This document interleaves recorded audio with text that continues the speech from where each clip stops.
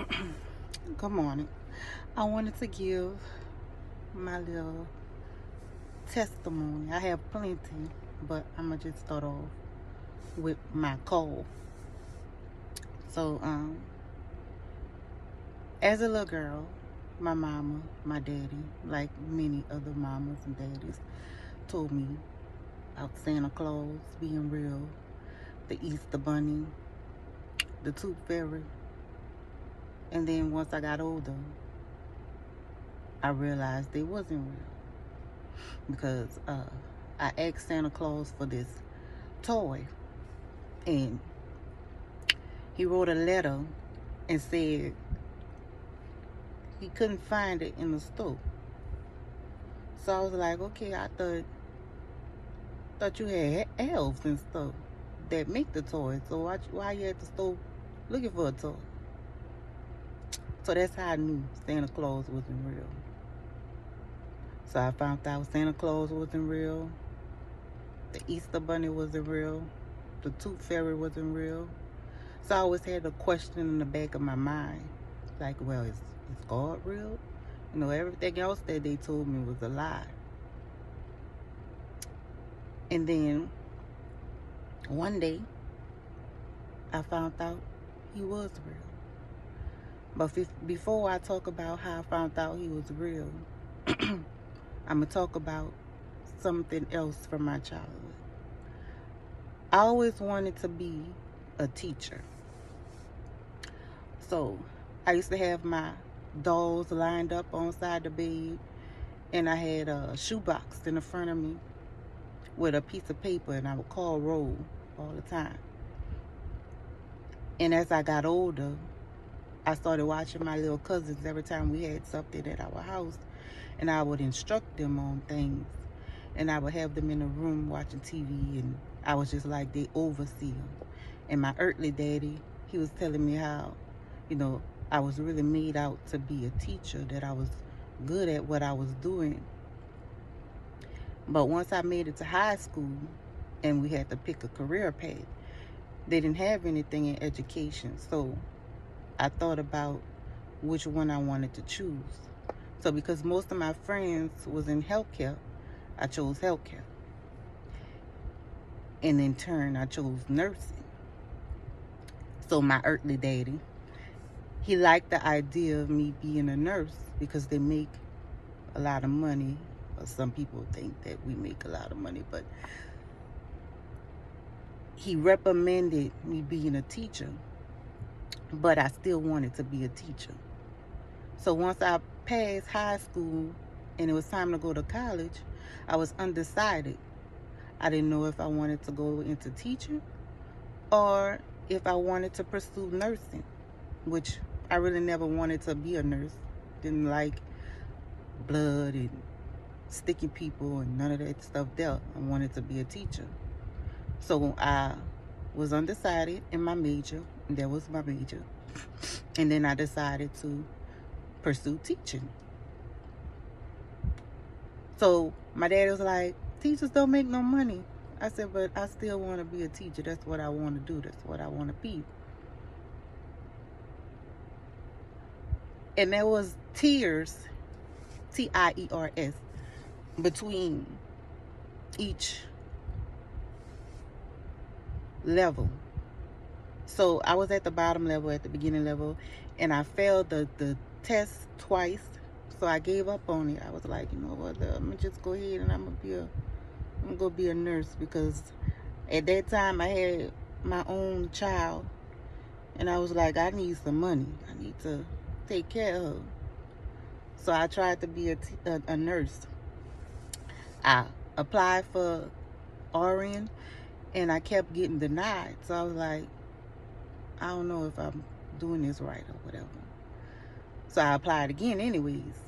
And the school, they wrote me a letter and they said to try LPN first because they have a point system. So if I do LPN first, I will at least get 20 points on the RM application. So I gave it a try. And they denied me again. So at this point, I'm like, you know what? I'm about to just go to another school. So I found this college It was a private college. And I applied for their program and I got in with ease. You know, at the time, my grandmother was sick and they didn't know what was going on with her. So that's kind of what pushed me into nursing, because I wanted to understand. You know, she passed away from cancer and they didn't detect it until the end. So that really gave me a push to be a nurse, because I was like, okay, I'm going to stand in a gap between the doctors and the patients, and I'm going to be an advocate for these families and for these patients. So I'm in nursing school and I'm making A's and B's. I'm making good grades. Passionate about it right now, because I'm like, yeah, I'm going to be a nurse. You know, I'm going to do this, I'm going to do that. And in the middle of a program, I remember the teacher gave us an assignment. She wanted us to write a paper. So we wrote the paper. I don't even remember what the subject was, but we wrote the paper. And as she graded and she had us watching this video, and I was like ready to go because I was tired. I was ready to go home. So I'm watching her, wondering when she's going to hurry up and finish these papers. And she just taking her sweet time. And then she got to this one paper and she was smiling and doing this with her hair. And I was like, who paper she read? And she looked up and locked eyes with me and she said, you are going to make a great teacher. And I was puzzled, because I was like, first off, who told you that I was going to school at first to be a teacher? That's number one. Number two, I gave up on being a teacher. I'm going to school to be a nurse, so why would you say I'm going to make a great teacher? You tripping. The next day, we get to school, and she sat us down, and she said, I'm not going to lie to y'all. The school is closing down. So y'all not going to be able to finish our program. And we were all distraught, because with the program that we were in, it wasn't something that could be transferable. You would have to start all over. So we were sitting down at home and we got a call from the school and they said that they was going to grandfather us in. But it was almost like we started over. But nonetheless, God allowed us to get our nursing degrees. Now I went to school. I went to that school. I passed it. And then I went to take my nursing test. And I passed it on the first try. But I was like, okay, I'm going to continue on with this. Never thinking that God was speaking through that teacher. Because once again, remember in the beginning of what I'm telling you, I didn't know that God was real yet. I only had a belief that he was. So after I finished, I was like, okay, I'm going back to school. I'm enrolled for RN. And I kept going back for my RN, and just, it kept getting stopped. So I kind of put it on a pause, because my nerves was getting bad. I was tired. It keep being denied.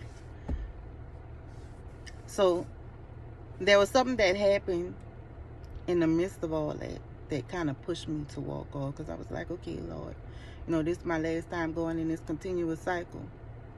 And I noticed that I'm talking to the Lord, but I didn't know that he was really real. I just still had that belief that he was real. And I'm like, okay, you know, if this don't work out, I'm done. I'm over with this. I'm just going to stay to myself.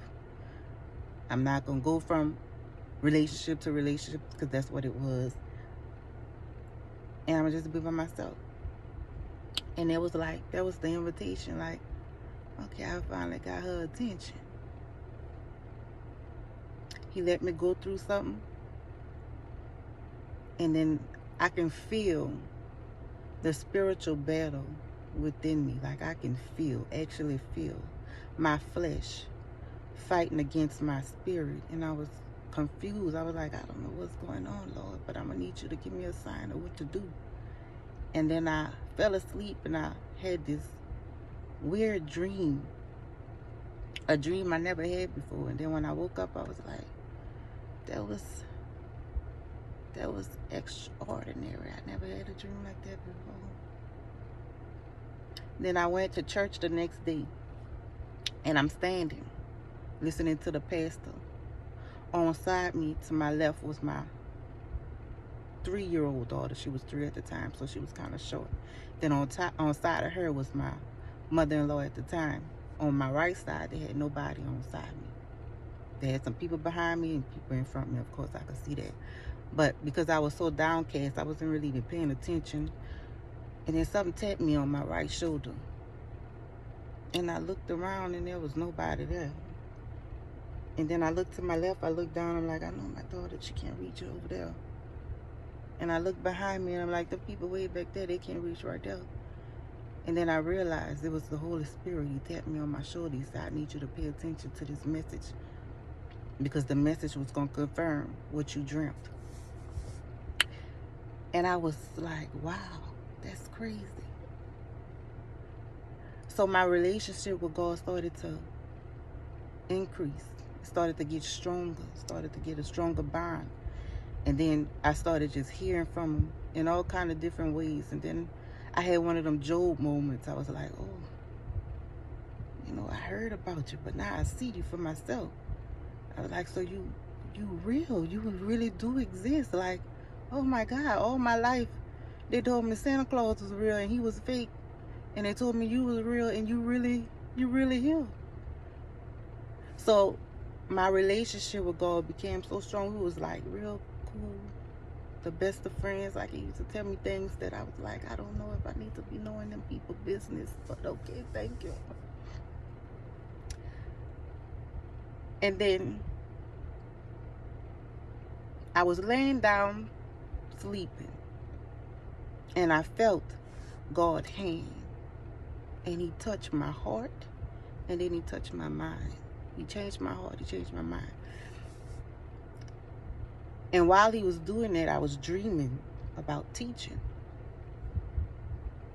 So I woke up, I said, what, am I supposed to be a teacher, Lord? He said, yeah. So me being me, before he could finish his statement, I woke up, I went to the school, I changed my major from RN to teaching. And it was like, okay, in a few more hours, you should be able to go online and enroll for classes. So I went home, I waited a little while.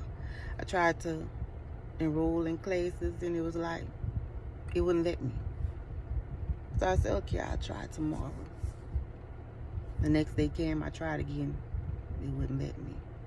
Then I did it again and still it wouldn't let me. So I was like, hold on, Lord, hold up.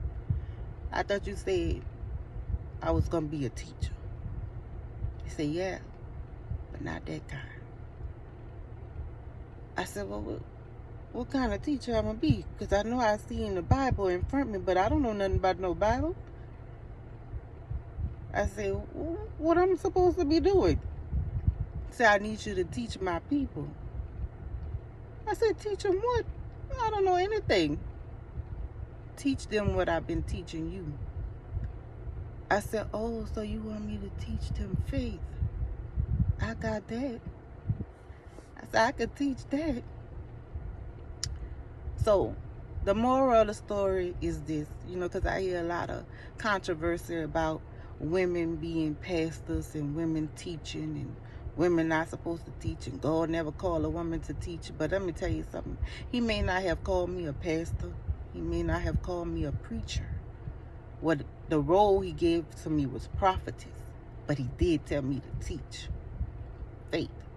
So everything that I teach, or should I say that I'm going to teach to you later, because I used to teach Bible studies to my family, but now he's called me to teach it to everybody. The family thing was a practice run. Everything that I'm going to teach, you're going to be tested on. because he told me, he said, you have all the answers and you sitting on them answers, and I need you to give it to the people so they could pass this test that they about to have. So y'all be blessed.